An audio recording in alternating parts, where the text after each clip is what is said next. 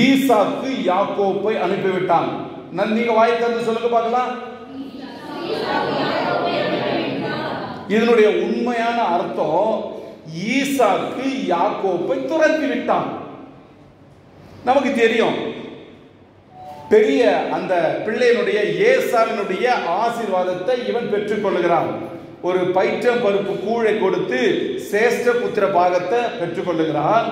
அதோட ஈசாக்கு வயசான நாட்கள்ல கண்கள் கொஞ்சம் மங்கி இருக்கிற நாட்களிலே, பார்வை குறைந்த நேரத்திலே சொல்றாரு ஏசாவை பார்த்து, அப்பா நீ போய் நல்லா சமைச்சிட்டு வந்து என்கிட்ட கூட அதை நான் சாப்பிட்டுட்டு ஆசீர்வதிக்கிறேன். சில பேர் நம்ம சுற்றி இருப்பாங்க, நீ ஏதாவது கொடு அப்புறம் நான் உன்னை ஆசீர்வதிக்கிறேன். ஆனால் நம்ம தகப்பன் அப்படி கிடையாது. நீ எது கொடுத்தாலும் கொடுக்காவிட்டாலும் ஆசீர்வதிக்கிற தேவனை நாம் தெய்வமாக கொண்டுள்ளோம். இப்படி ஏசா கிட்ட சொன்னதை அம்மா ஒட்டி கேட்டுட்டு என்ன சொல்றாங்க, யாக்கோப்பு யாக்கோப்பு உங்க அப்பா ஏசா கிட்ட அப்படி சொன்னதை நான் கேட்டுட்டேன், எனவே இந்த ஆசீர்வாதம்லாம் உன் மேல வரணும் அப்படின்றதுக்காக யாக்கோப்புக்கு நல்லா சமைச்சு கொடுத்து ஏசானுடைய அந்த தோல் அந்த வஸ்திரங்கள் எல்லாம் இவருக்கு போட்டு ஏசாவை போல யாக்கோப்ப ஒரு வேஷம் போட்டு அப்பா கிட்ட ஈசாக்கு கிட்ட அனுப்புறாங்க. ஈசாக்கு கிட்ட போய் அனுப்பின உடனே அவர் சாப்பிட்டு பார்த்துட்டு அவனை ஆசீர்வதிக்கிறாரு. அப்பதான் கேட்கிறா, உன் பேர் என்னப்பா? சத்தம் ஏசாவை போல இருக்கிறது, நீ யாருன்னு கேட்டோன்னா இல்ல நான் ஏசாதான் அப்படின்னு யாக்கோப்பு போய் சொல்லி அவனுடைய எல்லா ஆசீர்வாதத்தையும் பெற்றுக்கொள்கிறத நீங்களும் நானும் அறிந்திருக்கிறோம். சரிங்களா? ஆனா நடந்தது என்ன? இத கேள்விப்பட்ட உடனே ஏசா திரும்ப வராரு. சமைச்சு எல்லாம் கொண்டு வந்தா, ஏசாவா இப்பதானே ஒருத்தர் ஏசான்னு சொல்லிட்டு எல்லா ஆசீர்வாதத்தையும் நான் கொடுத்துட்டேனே அப்படின்னு போய் கேட்கிற பொழுது, யாக்கோப்பு இந்த சேஷ்ட புத்திர பாகத்தை பெற்றுக்கொண்டதோடு மாத்திரமல்ல, ஏசாவுக்கு வர வேண்டிய எல்லா ஆசீர்வாதத்தையும் யாக்கோப்பு ஏமாற்றி பெற்றுக்கொண்டதுனால ஏசா ஒரு பிளான் பண்றான், உன்னை நானு கொன்று போட போகிறேன். அதுக்கு முன்னாடி அந்த வசனத்தை 42வது வசனத்தை படிக்க பார்க்கலாம். மூத்த மகனாகிய ஏசாவின் வார்த்தைகள் ரெபெக்காளுக்கு அறிவிக்கப்பட்டது. என்ன அறிவிக்கப்பட்டதுன்னா, ஆதியாகமம் 27வது அதிகாரம் 41வது வசனத்திலே படிக்க பார்க்கலாம். யாராவது ஆதியாகமம் 27வது அதிகாரம் யாக்கோப்பை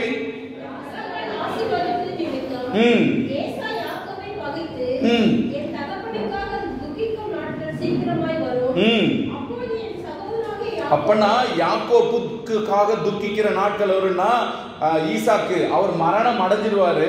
மரணம் அடைஞ்ச பிற்பாடு நான் என்ன செய்வேன், என் தகப்பனுக்காக துக்கிக்கும் நாட்கள் சீக்கிரமாய் வரும், அப்பொழுது என் சகோதரனாகிய யாக்கோப்பை கொன்று போடுவேன். இந்த காரியம் ரெபெக்காளுக்கு அறிவிக்கப்பட்டது. அறிவிக்கப்பட்ட உடனே மூத்த மகனாகிய ஏசாவின் வார்த்தைகள் ரெபெக்காளுக்கு அறிவிக்கப்பட்டது. அப்பொழுது அவள் தன் இளைய மகனாகிய யாக்கோப்பை அழைத்து, உன் சகோதரனாகிய ஏசா உன்னை கொன்று போட நினைத்து தன்னை தேற்றிக் கொள்ளுகிறான். அடுத்த 43வது வசனத்தை படிக்க பார்க்கலாம். கேட்டு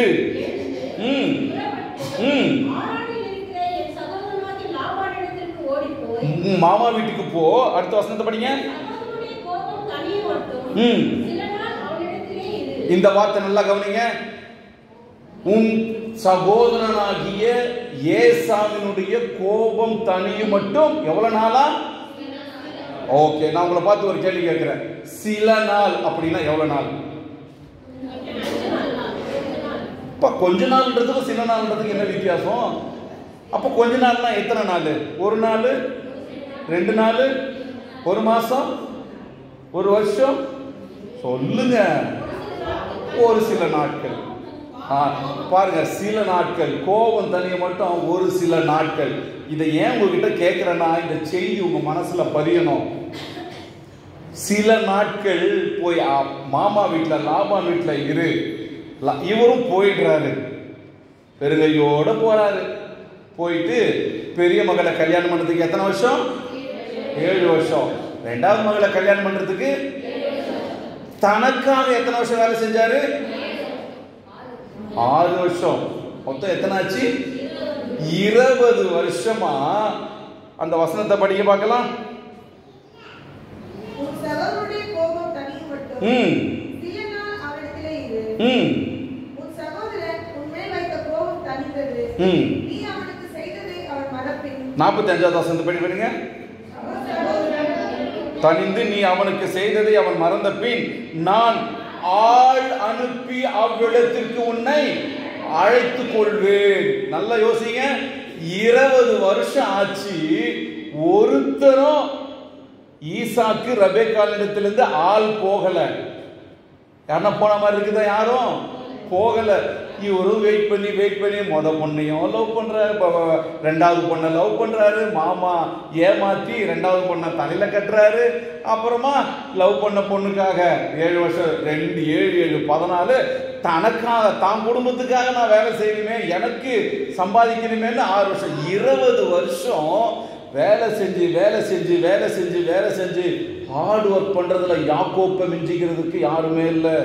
எனக்கு இருக்கிற அந்த கொஞ்சம் வேத அறிவின் படி நான் சொல்றேன், யாக்கோப்பை போல வேதத்துல கஷ்டப்பட்ட ஆசாமி யாருமே இல்லைங்க. யாக்கோப்பின் தேவன், ஆபிரகாமின் தேவன், ஈசாக்கின் தேவன் அப்படின்னு முற்பிதாக்களின் தேவன் சொல்றாரு. நீங்க தேடி பாருங்க, யாக்கோப்பின் தேவன் என்று சொல்லுகிறது தான் நிறைய இடத்துல காணப்படும். நம்முடைய ஆண்டவர் சுறுசுறுப்பின் தேவன், கஷ்டப்பட்டு வேலை செய்கிறவனுடைய தேவன். நேரம் இருந்தா நான் பின்னாடி சொல்றேன்.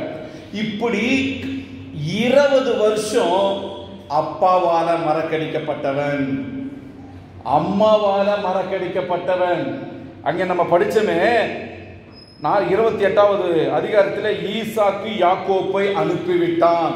ரெபெக்காள் சொல்றாங்க, ஐயா இந்த செஞ்ச காரியத்தினால ஆசீர்வாதத்தை மாற்றி சொன்னதுனால ஏசா ரொம்ப கோபமா இருக்கிறான்.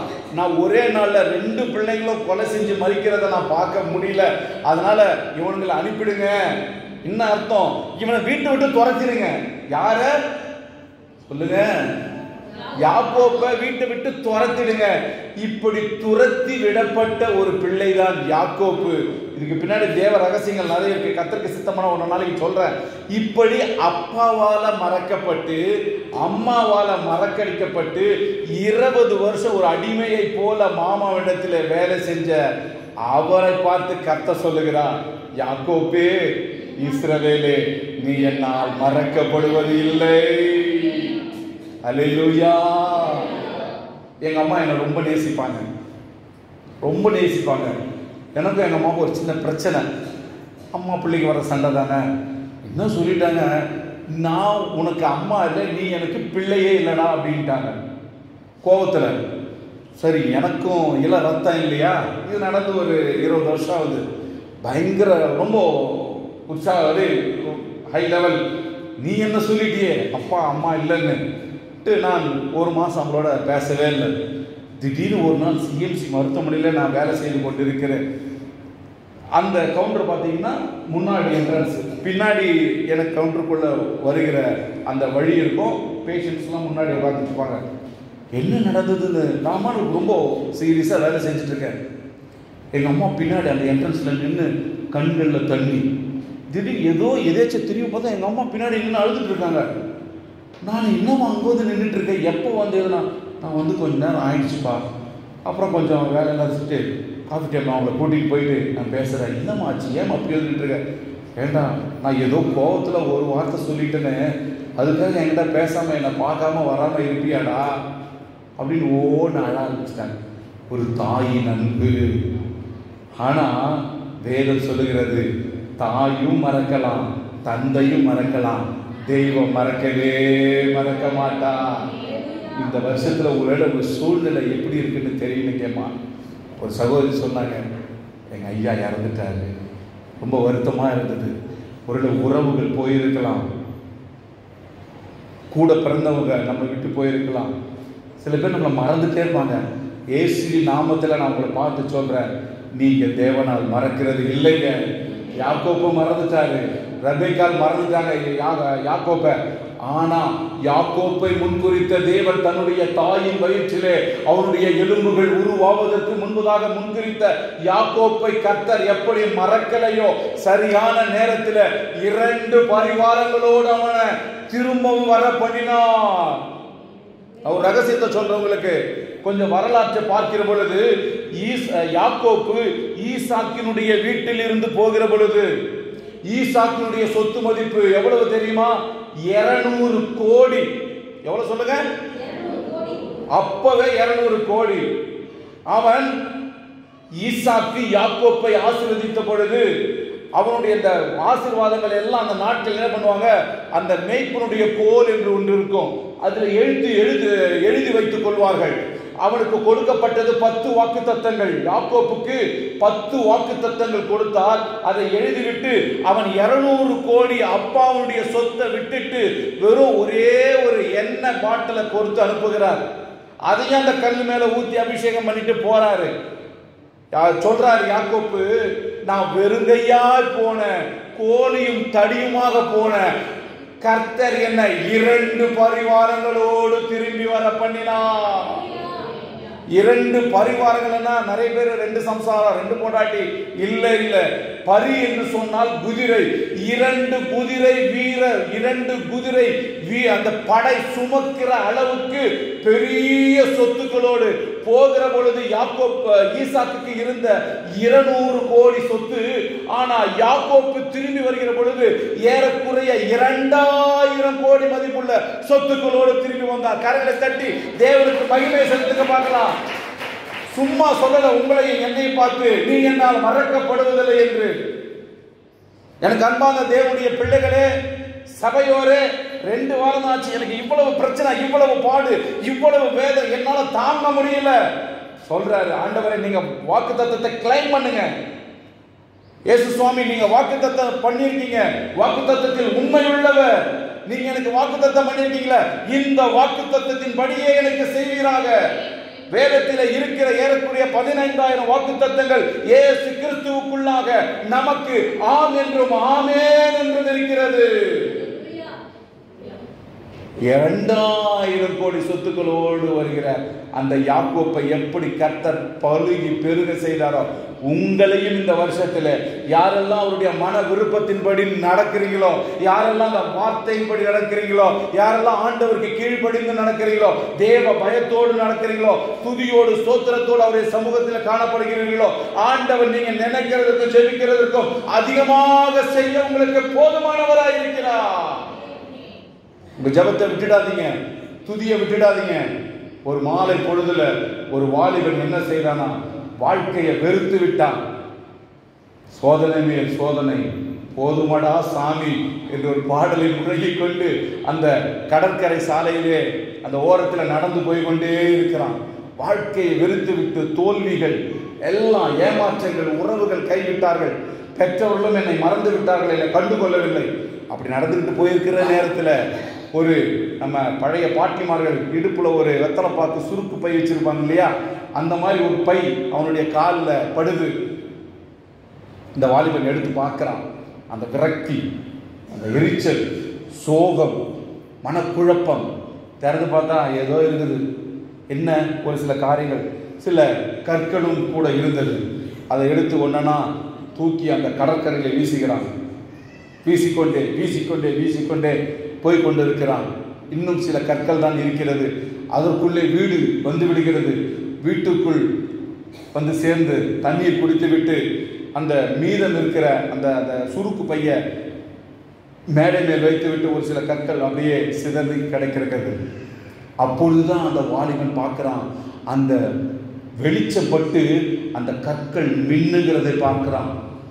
உடனே கோபமா இருந்த தன்னுடைய அப்பா அம்மா இடத்துல, அப்பா அம்மா பாருங்கம்மா, இப்படி நடந்தது, இந்த பை கிடைச்சது, சில கற்களை எடுத்து வீசிக்கிட்டு வந்தேன், இந்த கற்களை என் டேபிள்ல வச்சிருந்தேன், இந்த சுருக்கு பையோட வச்சிருக்கிறேன், இவர்கள் மின்னுகிறது, இது எனக்கு என்ன தெரியல, பாருங்கன்னு பார்த்தா அவைகள் எல்லாம் வைர கற்கள்.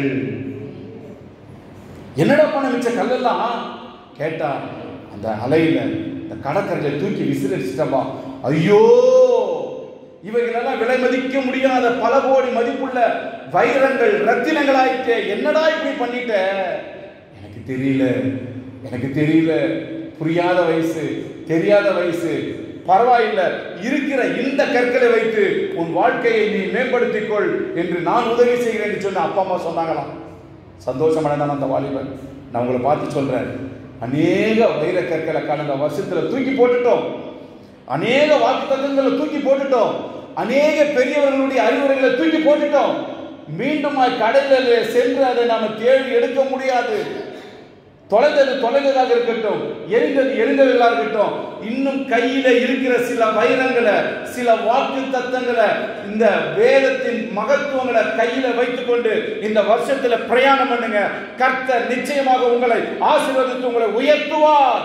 அவர் வலமும் இடதுமாக உங்களை பெருக செய்வார், உங்களை பலவு பெருக செய்வார், உன் பெயரை பெருமைப்படுத்துவார். நீ வாழ்நாள் எல்லாம் நீடித்திருக்கும்படி கர்த்தர் உங்களுக்கு துணையாக இருப்பார். கர்த்தரை உங்களுக்கு நல்ல மேய்ப்பனாக, நீங்கள் அவருடைய ஆடுகளாக, அவருடைய சத்தத்தை கேட்கிறவர்களாக இருப்பீர்கள்.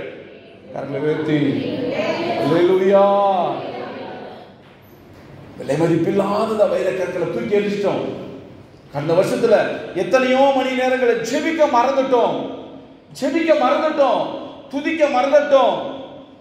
கூப்பிடுகிற காக்கை குஞ்சுகளுக்கு உணவு கொடுக்கிற தேவனவர். நாம கூப்பிட்டா விட்டுருவாரா? செவிமடுக்காம போயிடுவாரா? யாக்கோப்பை மறந்த தாயும் தகப்பனும் நான் காண்பிக்கிறேன். அடுத்த ஒரு காரியத்தை சொல்லி நான் கடந்து செல்வர்கள் எடுத்து படிக்க பார்க்கலாம். 1 சாமுவேலின் புஸ்தகம் 16வது அதிகாரம் 11வது வசனத்தை படிக்கலாமா? 1 சாமுவேலின் புஸ்தகம் 16வது அதிகாரம்.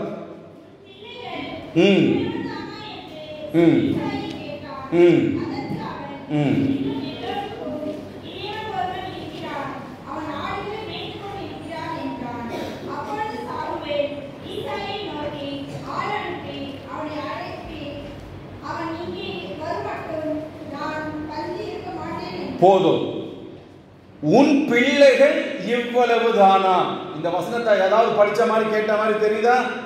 பாருங்க, இதனுடைய பின் காரியங்கள் என்னன்னா, சவுலை இஸ்ரவேலுக்கு, சமஸ்த இஸ்ரவேலுக்கு முதலாவது ராஜாவாக தேர்ந்தெடுக்கிறார். அவர் கொஞ்சம் தேவனுக்கு பிரியமா நடக்காதனால அவனை தள்ளிவிட்டு வேறு ஒருவனை ராஜாவாக ஏற்படுத்த வேண்டும் என்று தேவனுடைய மனசுல தீர்மானம் பண்ணப்பட்டது.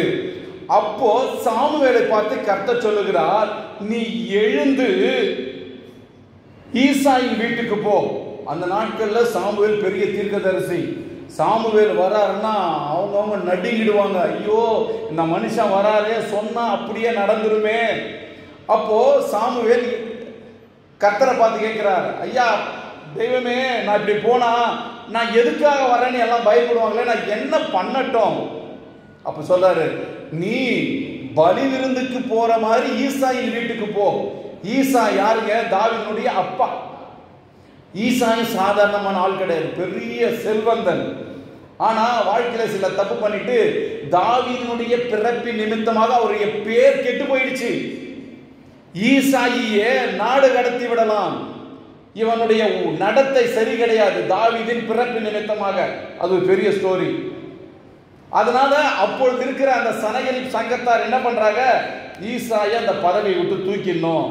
இவன் ஐஸ்வர்யவான், பெரிய ஆள் தான், ஆனா இவன் நடத்த சரி கிடையாது, தாவீது பிறந்த பிறப்பு சரி கிடையாது என்று நினைத்து இவனை ஆடு மேய்க்க அனுப்பிடுறாரு. யாருங்க? சொந்த அப்பா. எப்படிப்பட்ட இடத்துக்கு தெரியுமா ஆடு மேய்க்க அனுப்புவாரு? வனாந்திரம். ஆனா அந்த வனாந்திரத்துல எங்க சிங்கம் வருமோ, எங்க கரடி வருமோ, அந்த இடத்துல போய் நீ மேய்த்து கொண்டிரு. ஏன் தெரியுமா? சிங்கம் வந்து தாவீது அடிச்சிரும், கரடி வந்து தாவீது அடிச்சிரும். கடந்த வருஷத்துல எத்தனையோ சிங்கங்கள் உங்களுக்கு எதிராக வந்திருக்கும், எத்தனையோ கரடியை போன்ற குணமுள்ள மனிதர்கள் உங்க குடும்பத்தை சீறி, உங்க பிள்ளைகளை சீறி அடிச்சு அவங்கள சாவடிச்சிடணும். வார்த்தையால, பார்வையால உங்களை சீறி உங்களை கொலை பண்ணி விடணும், நாஸ்தி பண்ணிடணும், உங்களை அழித்து விட வேண்டும் என்று எத்தனையோ சிங்கங்களும் கரடிகளும் உங்களுக்கு எதிராக எழுந்திருந்தாலும் கர்த்தர் உங்களை காத்து இந்த வருஷத்தை காணும்படி கர்த்தர் கொண்டு வந்திருக்கிறார். நல்ல சத்தமா ஒரு ஆமென் சொல்லுங்க பார்க்கலாம். அப்படிப்பட்ட நிலைமை தாவீதுக்கு வந்தது. சிங்கமும் கரடியும் காணப்படுகிற வந்து போகிற இடத்திலே இவன் ஆடுகளை மேய்ப்பானால் இவன் அந்த சிங்கத்தால கரடினால அடிக்கப்பட்டு உயிரை மாய்த்து விடுவான் என்ற பிளான் அப்பா போட்டாரு. ஆனா நீ பலி விருந்துக்கு போய் நான் தாவீதை அபிஷேகம் பண்ண போகிறேன் என்று சொல்லி அங்கே சாமுவேலுக்கு கட்டளை பிறக்கிறது தேவனால. இவரும் போறாரு. உடனே ஈசாய்க்கு தன்னுடைய 7 பிள்ளைகளை எல்லாம் ஆள் வாட்ட சாட்டமா இருக்கிறாங்க. ஒவ்வொருத்தரும் அனுப்புறாரு. ஆனா யாரையும் கர்த்தர் இவன் அல்ல இவன் அல்ல இவன் அல்லன்னு அவங்கள நிராகரித்து விட்டு கடைசியா கேட்கிறாரு, இந்த 7 பிள்ளைகளை ஒருத்தனையும் அபிஷேகம் பண்ணலையே ஆண்டவரே, யாரையுமே நான் தெரிந்து கொள்ளவில்லையே, என்ன பண்ணட்டும்? அப்பொழுது கேட்கப்படுகிற கேள்விதான், உன் பிள்ளைகள் இவ்வளவு தானா? இப்போ பலி விருந்துக்கு, பலி விருந்துனா ஒண்ணு இல்லை, இப்ப கறி விருந்துன்னு ஒண்ணு வைப்பாங்க. எல்லாம் வந்து சாப்பிட்டுட்டு மொழி விருந்து கறி விருந்துன்னு, அந்த மாதிரி பலி விருந்து அங்க கர்த்தருக்கு நான் பலி செலுத்த போகிறேன்னு சவுல் வந்து சாமுவேல் வந்து வைக்கிறாரு. இப்போ பலி விருந்துக்கு ஊர்ல இருக்கிற எல்லா சொந்தக்காரங்களும் வருவாங்க. ஆனா யார் வரல? சத்தமா சொல்லுங்க. ஆமா, ஏன்? அவங்க அந்த பிள்ளைங்கிற லிஸ்ட்லயே இல்ல. இவன் செத்தா போதும் அப்படின்னு ஈசாய் அப்பா நினைக்கிறாரு. மொத்தமா மறந்துட்டாங்க. நான் உங்களை பார்த்து ஒரு கேள்வி கேட்கிறேன், தாய்மார்களை பார்த்து தகப்பன்மார்களை பார்த்து கேட்கிறேன், உங்களுக்கு எத்தனை பிள்ளைங்கன்னா எவ்வளவு நேரத்தில் பதில் சொல்லுவீங்க? ஒரே செகண்ட். ஆனா இவர் எல்லா பிள்ளைங்களையும் கொண்டு வாப்பா, கர்த்தர் தெரிந்து கொள்ளுகிறேன்னு நான் அபிஷேகம் பண்ண போறேன்னா தாவீத கணக்கிலே எடுத்துக்கலைங்க. தாவீது ஒரு பொருட்டாவே இல்லை. அவன் ஒதுக்கப்பட்டவனாக, தள்ளப்பட்டவனாக, நிராகரிக்கப்பட்டவனாக, அனாதையை விட கேவலமாக எண்ணப்பட்டவன் தான் தாவீது. நமக்கு என்ன தெரியும்? அவன் ஆடு மேய்ச்சான் துதிக்கிறவன் இதுதான் தெரியும். தன்னுடைய தகப்பனால, பெற்றோரால, சகோதரரால வெறுக்கப்பட்டவன். ஆனா கர்த்தர் அவனை நினைவு கூர்ந்தார். கர்த்தர் தாவீதை மறக்கவில்லை. இன்னைக்கு உங்க நிலைமை அப்படிதான். இவங்க என்ன மறந்துட்டாங்க, அவங்க என்ன மறந்துட்டாங்க, இவங்க என்ன கண்டுக்கல, அவங்க என்ன கண்டுக்கல. யார் கண்டு கொண்டாலும் கண்டு கொள்ளாவிட்டாலும் கர்த்தர் உங்களை தேர்ந்தெடுத்து வைத்திருக்கிறார். போன வருஷத்துல கர்த்தர் உங்ககிட்ட நிறைய எதிர்பார்த்தார். ஒருவேளை நீங்க செய்யாமல் இருந்தாலும் இந்த வருஷமாகிலும் இந்த அத்தி மரத்தை வெட்டி போட வேண்டும் என்று அந்த தோட்டக்கார தலைவர் நினைத்த பொழுது உடனே அந்த வேலைக்காரன் வந்து, ஏசு என்கிற வேலைக்காரர் வந்து, இந்த அத்தி மரத்துக்கு இந்த வருஷம் நான் கொத்தி எரு போட்டு தண்ணீர் ஊற்றி இந்த வருஷம் கனி கொடுக்கிறதா பார்க்கலாம் என்று காத்து கொண்டிருக்கிறார். ஆண்டவர் எதிர்பார்த்த கனியை போன வருஷத்தில் நீங்க கொடுக்காம இருக்கலாம். ஆண்டவர் எதிர்பார்த்ததை நீங்க செய்யாமல் இருக்கலாம். இந்த வருஷம் கர்த்தர் உங்களுக்கு தெரிந்து கொண்டு இன்னும் இந்த வருஷத்துல கிருபையை கர்த்தர் கொடுத்து உங்களுக்கு இரக்கம் பாராட்டி இந்த வருஷத்துல உங்களை வழிநடத்தி கொண்டு வந்து, இந்த வருஷமும் நான் உங்க நினைவாவே இருக்கிறேன், நான் உங்களை நினைவு கூறுகிறேன், நீங்கள் என்னால் மறக்கப்படுவதில்லை என்று சொல்லி கர்த்தர் உங்க மேல ஆவலாய் ஆசையா இருக்கிறாருங்க. தாவீது மறக்கடிக்கப்பட்டான், யாக்கோபு மறக்கடிக்கப்பட்டான். நான் உங்களுக்கு சொல்றேன், ஆண்டவர் கொடுக்கிற வாக்குத்தத்தங்கள், ஆண்டவர் கொடுக்கிற ஆசீர்வாதங்கள் எல்லாம் நிபந்தனைக்கு உட்பட்டதா இருக்கிறது. ஆபிரகாமுக்கு ஏன் ஆசீர்வாதம் கொடுக்கப்பட்டது தெரியுமா? ஆபிரகாம் எப்படி ஆசீர்வாதங்களை பெற்றுக்கொண்டான் தெரியுமா? அவன் வாக்குத்தத்தங்களை பெற்றுக்கொண்டு அப்படியே விசுவாசித்தான். ஆபிரகாம் யாரு? விசுவாசத்தின் தகப்பன். ஆபிரகாம் வாக்குத்தத்தத்தை விசுவாசித்து அந்த ஆசீர்வாதங்களை பெற்றுக்கொண்டான். ஈசாக்கு எப்படி இந்த ஆசீர்வாதத்தை பெற்றுக்கொண்டான்? கர்த்தர் சொன்னாரு, உங்க அப்பாவுக்கு சொல்லிட்டேன், அதனால நான் உன்னை ஆசீர்வதிக்கிறேன். எல்லா வசனத்தையும் காட்டி கொடுக்க நேரம் எல்லாம் மன்னிக்கணும். என்ன சொல்றாரு ஈசாக்குக்கு? உங்க அப்பாவுக்கு சொல்லிட்டப்பா, நிபந்தனைகளின் நிமித்தம் ஆசீர்வதிக்கப்பட்டவன் ஈசாக்கு. ஆனா யாக்கோப்புக்கு ஒண்ணுமே கிடையாது. கிருபையினாலே அவன் ஆசீர்வதிக்கப்படுகிறான். வெறும் கையா நான் கடந்து சென்றேன், இரு பரிவாரங்கள் எனக்கு தந்தை. வெறும் கையா நான் கடந்து சென்றேன், இரு பரிவாரங்கள் எனக்கு தந்தை. ஏன் எல்லோகேல் ஏன் எல்லோகேல் ஏன் எல்லோகேல் உம்மை துதிப்பே. ஏன் எல்லோகேல் ஏன் எல்லோகேல் ஏன் எல்லோகேல் உம்மை துதிப்பே. உம்மை நம்பி வந்து நான் வெட்கப்படல, உம் தயவென்ன கைவிடல. உம்மை நம்பி வந்து பாருங்க, தயவு கிருபை. அப்பா விசுவாசத்தினால, வாக்குத்தத்தத்தை நம்பினதுனால ஆசீர்வாதத்தை பெற்றுக்கொண்டான். ஈசாக்கு நிபந்தனை, அப்பா உங்க அப்பாவுக்கு சொல்லிட்டப்பா, உங்க அப்பாவுக்கு என்ன நான் செய்யறேன்னு சொல்லணும், உன் தகப்பனுடைய ஆசீர்வாதங்கள் உன்மேல் வரும். ஆனா யாக்கோப்புக்கு ஒண்ணுமே கிடையாது. எல்லாம் குடும்பத்தை விட்டு, சொந்தங்களை விட்டு, பந்தங்களை விட்டு தூர ஏமாற்றுக்காரனுக்கு தகப்பனாக லாபான் இடத்துல வரான். ஆனாலும் கிருபையாய் கர்த்தர். ஒரு விஷயத்த பாடல பாடிடலாமா? உம்மை நம்பி வந்தே நான் வெட்கப்படல, உந்தயவென்ன கைவிடல. உம்மை நம்பி வந்தே நான் வெட்கப்படல, உந்தயவென்ன கைவிடல. வெறும் கையா நான் கடந்து வந்தேன், வெறும் பரிவாரங்கள் எனக்கு தந்தே. வெறும் கையா நான் கடந்து சென்றேன், இரு பரிவாரங்கள் எனக்கு தந்தே.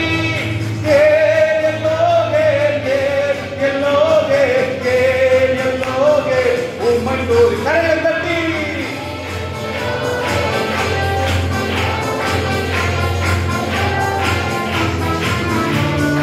உம்மை நம்பி வந்து நான் வெட்கப்படல, உந்தயவென்ன கைவிட. சொல்லுங்க.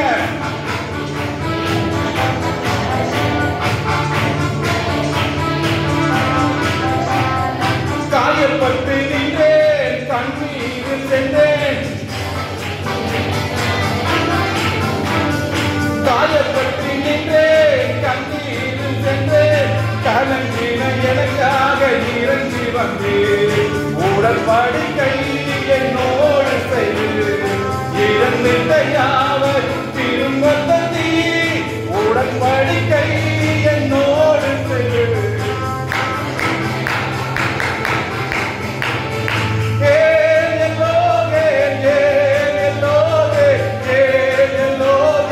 உம்மை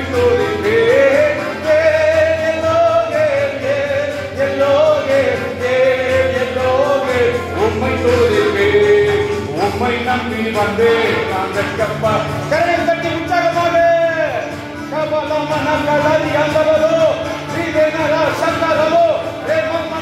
இந்த பிள்ளைகள் இழந்ததை பெற்றுக் கொள்வார்களாக, கிருபையினால பெற்றுக் கொள்வார்களாக, இனத்திட்ட யாவையும் பெற்றுக் கொள்வார்களாக. இயேசுவின் நாமத்தினால எங்கே இவங்க மறைக்கப்பட்டார்களோ, எதனால் இழந்தார்களோ, இயேசுவின் நாமத்தினால பெற்றுக் கொள்வார்களாக. இந்த வருஷம் இந்த நாளில் இவர்களுக்கு வாக்குத்தத்தங்கள் சொந்தமாகட்டும்.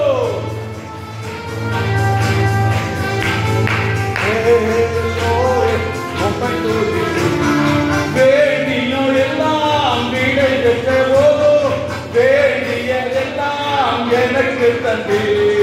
வேண்டியோ எல்லாம் எனக்கு தந்து.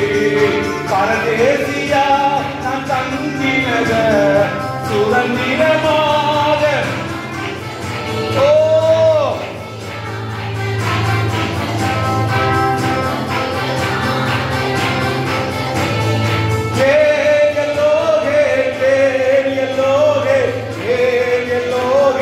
உம்மை தோறிப்பேன்.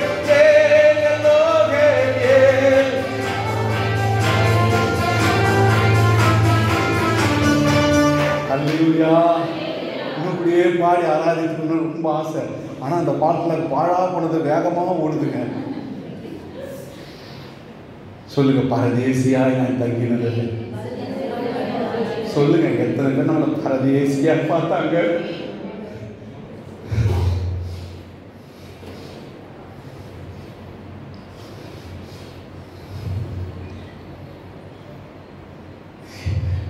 நான் 25 வருஷமா வேலை செஞ்சுட்டு இருக்கேன்.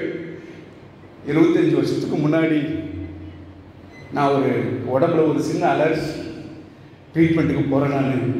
ஆனால் அப்போது நிலைமை என்னால் காசு கொடுத்து ட்ரீட்மெண்ட் பார்க்க முடியல. அவங்க இந்த டெஸ்ட் பண்ணணும், அந்த டெஸ்ட் பண்ணணும், இப்படி செய்யணும், அப்படி செய்யணும், எதையோ செய்யணும். நாங்கள் அப்போ பரதேசியாக இருந்தேன். எந்த சிஎம்ஸ்ல என்னால் ட்ரீட்மெண்ட் எடுக்க முடியல, என்னால் செலவு பண்ண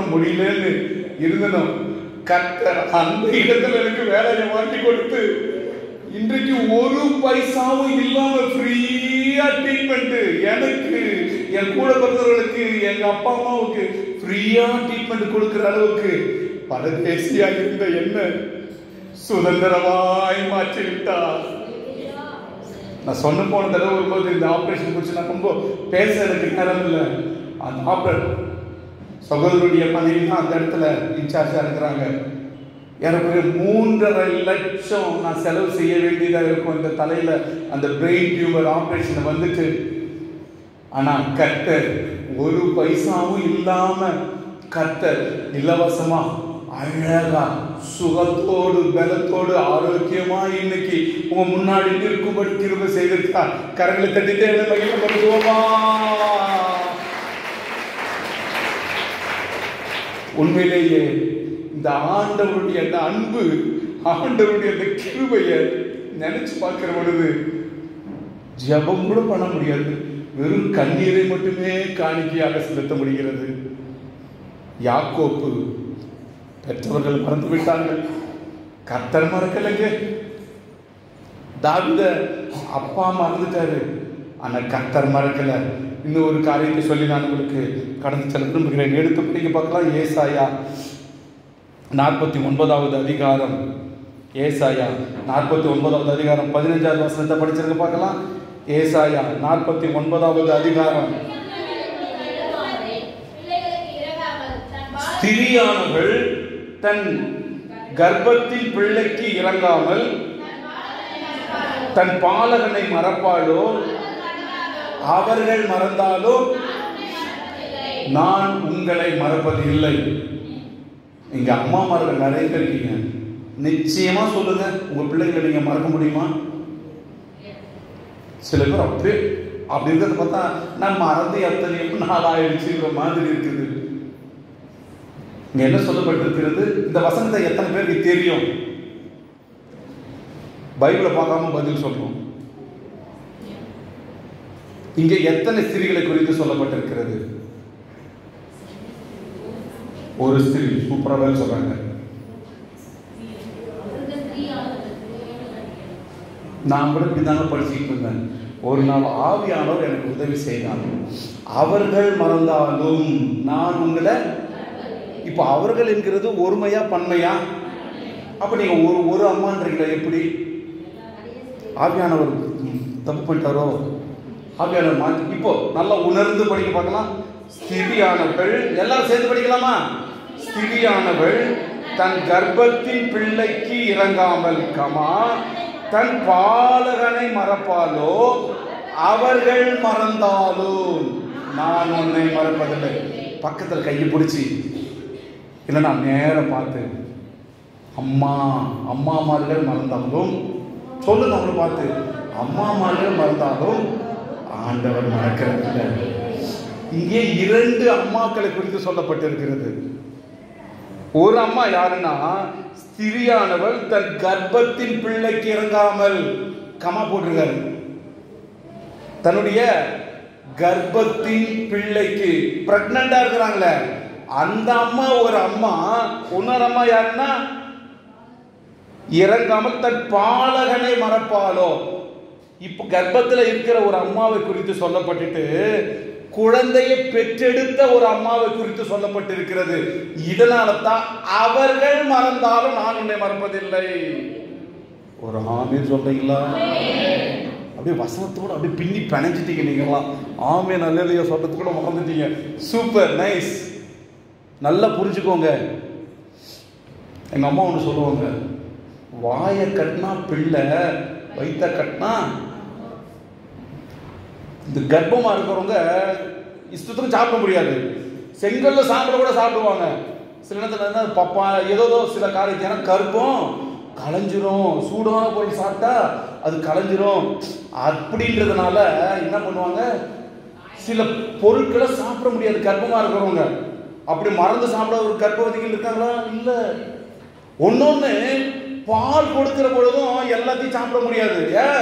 குழந்தைக்கு ஆகாது. எப்பவுமே ஒண்ணு கர்ப்பமா இருக்கிற அம்மாமார்களும் பிள்ளையை பெற்றெடுத்த தாய்மார்களும் ரொம்ப கன்சர்னா இருப்பாங்க. எதுல? சாப்பிட்றதுல தன் பிள்ளைய பாதுகாத்துக்கிறதுல பைபிள் சொல்லுது, ஒருவேளை இந்த யாக்கோபோட அப்பாவும் அம்மாவும் துரத்தி விட்டது போல, மறந்து விட்டது போல, தாவீதுடைய அப்பா அம்மா மறந்து விட்டது போல, துரத்தி விட்டது போல இருந்தாலும் நான் உங்களை மறப்பது இல்லை.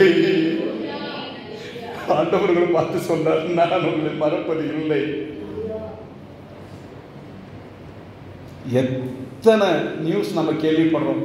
கொஞ்ச நாளைக்கு முன்னாடி ஒரு இடத்துல ஒரு பையில முடி போட்டு இருந்தது.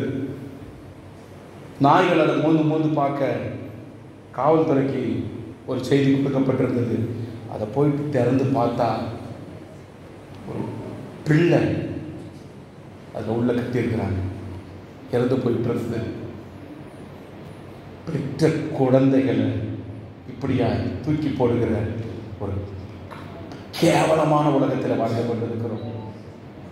இந்த கேவலமான அருவருப்பான இந்த உலகத்திலே தாய் மறந்தாலும் நான் அவனை மறக்கிறது இல்லை அப்படின்னு சொல்ல தெய்வத்தை நாம் ஆராதித்துக் கொண்டிருக்கிறோம். கரங்களை தட்டி தேவனுக்கு நன்றி சொல்லலாமா?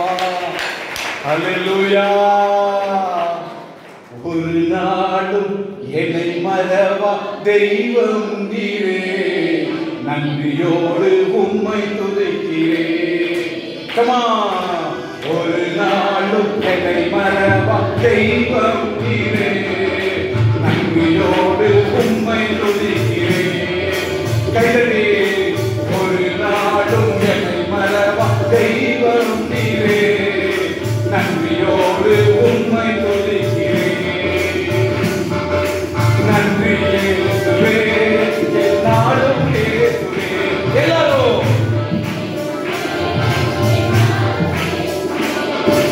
ஒரு நாளும் என்னை மறவா தெய்வம் நீரே, நன்றியோடு உம்மை துதிக்கிறேன். ஒரு நாளும் என்னை மறவா தெய்வம் நீரே, நன்றியோடு உம்மை. வாக்குத்தத்தம் செய்தவரே, உந்தன் வாக்கில் உண்மை உள்ளவரே. நீங்க சொல்லுங்க.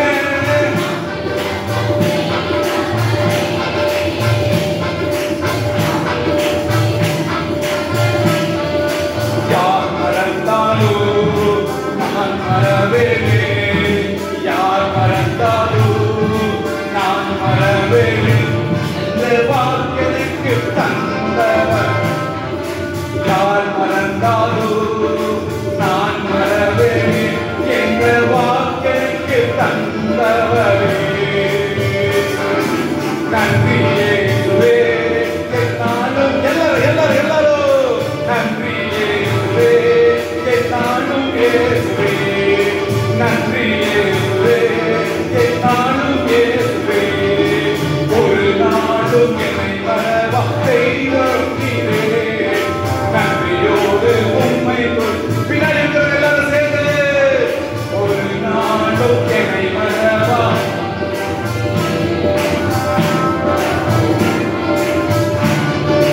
எதிர்காலம் உன் கையிலே, எந்த பயம் யாவும் நீங்கினதே. எதிர்காலம் உன் கையிலே, எந்த பயம் யாவும் நீங்கினதே. நீரின் பக்கத்தில் பயப்படேனே. சொல்லுங்க, நீரின் பக்கத்தில் நான் பயப்படேனே. என் துணையாக இருப்பவரே, எந்த துணையாக இருப்பவரே. நன்றி இயேசுவே, என்னாலும் இயேசுவே. Come on. நன்றி இயேசுவே, என்னாலும் இயேசுவே. நன்றி இயேசுவே, என்னாலும் இயேசுவே. நன்றி இயேசுவே, என்னாலும் இயேசுவே. நன்றி. நன்றி சொல்லுங்க, நன்றி சொல்லுங்க. Come on. ஆண்டவருடைய ஆவியானவர் அநேகர் மேல இறங்குகிறார். ஓ ரிமானா லலலலலா.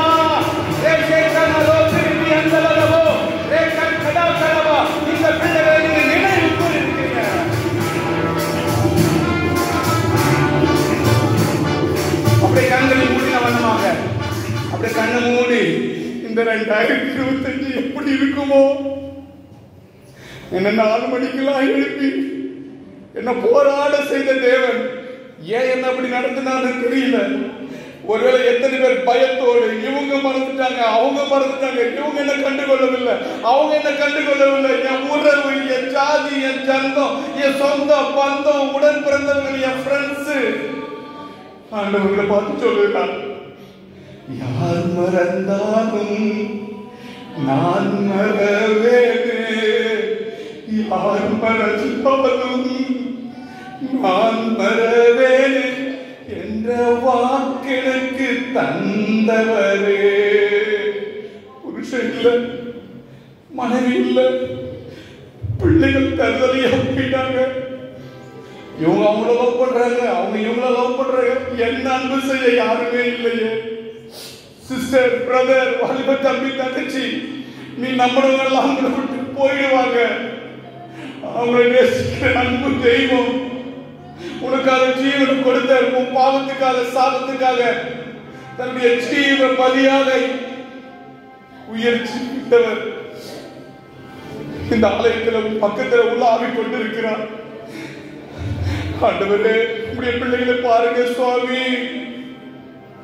எனக்காக யார் இருக்கிறாங்க, என்ன மறந்துட்டாங்கன்னு சொல்றேன். இந்த ஜனங்களை பாருங்க சுவாமி. உள்ளத்துல வெளியில எல்லாமே இருக்கிற மாதிரி ஒரு வேஷம், ஆனா உள்ள ஒரு அனாதையாய் பேதையாய் இருக்கிற உம்முடைய ஜனத்தை பாருங்க. இவர்களுக்காகத்தான் அல்லவோ நீங்க ரத்தத்தை சிந்தினீங்க. இவர்களுக்கு தானே ஆண்டவரே நீங்க வாக்கு தத்தத்தை கொடுத்துட்டு போயிருக்கீங்க. அப்பா ராஜா, தெய்வமே, மனம் இறங்கின்ற ஆண்டவரே, யார் மறந்தாலும் நான் மறவேனே. உங்களை பார்த்துதான் சொன்னார், தம்பி, தங்கச்சி, வயசான அப்பா அம்மா, இந்த 25 எப்படி இருக்குமோ, இந்த 2025 ஆண்டு எப்படி இருக்கும்னு நினைக்கிறீங்க, பயப்படுறீங்க இல்ல? ஆண்டவர் சொல்லுகிறார், நான் உங்களை மறப்பது இல்லை. யார் மறந்தாலும் நான் மறவேனே என்ற வாக்கெனக்கு தந்தவரே. Thank you Jesus. நன்றி ஆண்டவரே. அப்பா, ஸ்திரியானவள் கர்ப்பத்தில் கழிக்கும் பாலகனை மறப்பாலும் அவர்கள் மறந்தாங்க, நான் மறக்க மாட்டேன். அப்படி கரங்களை உயர்த்துங்க பார்க்கலாம். தகப்பனே, கை உயர்த்தி நோக்கி பார்க்கிற இந்த பிள்ளைகளை பாருங்க சுவாமி. அப்பா, நீர் ஒருத்தனை மறக்கிறது இல்லை என்றால் அதனால என்னென்னலாம் ஆசீர்வாதம் தங்குமோ, தாவீதை அப்பா ராஜாவாக உயர்த்தின அந்த ஆசீர்வாதம் இவங்க மேல தங்கட்டும். யாக்கோபுக்கு இத்தனை 2 பரிவாரங்களை கொடுத்து ஆசீர்வதித்தீரே, அந்த ஆசீர்வாதத்தை இந்த பிள்ளைகள் மேல, இந்த சபையின் மேல தங்கட்டும் சுவாமி. இயேசுவின் நாமத்தில் ஜெபிக்கிறேன் நல்ல பிதாவே. எத்தனை பேர் ஆமீன் சொல்ல முடியும்? நல்லா சொல்லுங்க, ஆமென் சொல்லுங்க. கர்த்தர் என்ன மறக்கிறது இல்ல சொல்லுங்க. கர்த்தர் என்ன மறக்க மாட்டா சொல்லுங்க. சொல்லுங்க, உங்க சத்தம் கேட்கட்டும். கர்த்தர் என்ன மறக்க மாட்டா. அவர் என் நினைவாகவே இருக்கிறார். எனக்காக ரத்தம் சிந்தினவர் என் நினைவாகவே இருக்கிறார். என்னை மீட்டெடுத்தவர் என் நினைவாகவே இருக்கிறார். என்னை பெயர் சொல்லி அழைத்தவர் என் நினைவாகவே இருக்கிறார். அந்த தைரியத்தோட 2025 வருஷத்தை நம்ம தைரியமாய் கடந்து செல்ல போகிறோம். கரங்களை தட்டி தேவனுடைய நாமத்துக்கு மகிமையை செலுத்துங்க பார்க்கலாம். ஹalleluya. சோத்ரம் சோத்ரம் சோத்ரம் சோத்ரையா. ஒரே ஒரு வசனத்தை சொல்லி நான் முடிக்க விரும்புகிறேன். எத்தனை பேர் ஆமென் சொல்ல முடியும்? பிரத்யேகமாக இந்த வருஷத்துல உங்களை மறக்காதவர் என்று சொல்லுகிறவர் அதோடு விட்டு விடுகிறல்ல. இங்க மேல நின்று ஊழியம் செய்கிற பெரியவர்கள் என்ன சொல்லுவாங்க, உபதேசியா பெரியவர்கள் வந்திருக்கிற விசுவாசிகள் எல்லாருக்கும் பிரத்யேகமாக ஒரு வார்த்தை எடுத்து படிக்க பார்க்கலாம். ஏசாயா 49வது அதிகாரம் 10வது வசனத்தை படிச்சுட்டு நம்ம முடிக்க போகிறோம். அவர்கள் பசியாய் இருப்பது இல்லை, தாகமாய் இருப்பதும் இல்லை. இந்த 25வது வருஷத்துல 2025வது வருஷத்துல கர்த்தர் உங்களை மறக்காமல் இருப்பேன் என்று சொன்னவர் இனி உங்களை பார்த்து சொல்றார். இனி இவர்கள் பசியா இருப்பது இல்லை, தாகமா இருப்பது இல்லை என்று சொன்னவர் தொடர்ந்து என்ன சொல்றார் படிங்க. உஷ்ணமாகிலோ வெயில் ஆகிலும் இவர்கள் மேல் படுவது இல்லை. அவர்களுக்கு இறங்குகிறவர், அவர்கள் மேல் அன்பு வைக்கிறவர், உங்கள் மேல் அன்பு வைக்கிற தேவன். எல்லாம் என்ன பார்க்கலாம், என்ன சொல்றாரு? நீங்க பசியா இருப்பது இல்லை, தாகமா இருப்பது இல்லை, உஷ்ணமாகிலும் வெயிலாகிலும் உங்கள் மேல் படுவது இல்லை. காரணம், உங்களுக்கு இறங்குகிற தேவன் உங்களை எப்படி நடத்த போகிறேன். தொடர்ந்து படிக்க சிஸ்டர்.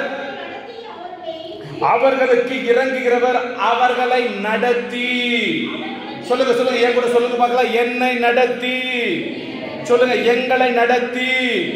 எல்லாம் சொல்ல மாட்டேங்களா? என் சபையை நடத்தி, என் குடும்பத்தை நடத்தி எங்க கொண்டு போறார்? படிங்க.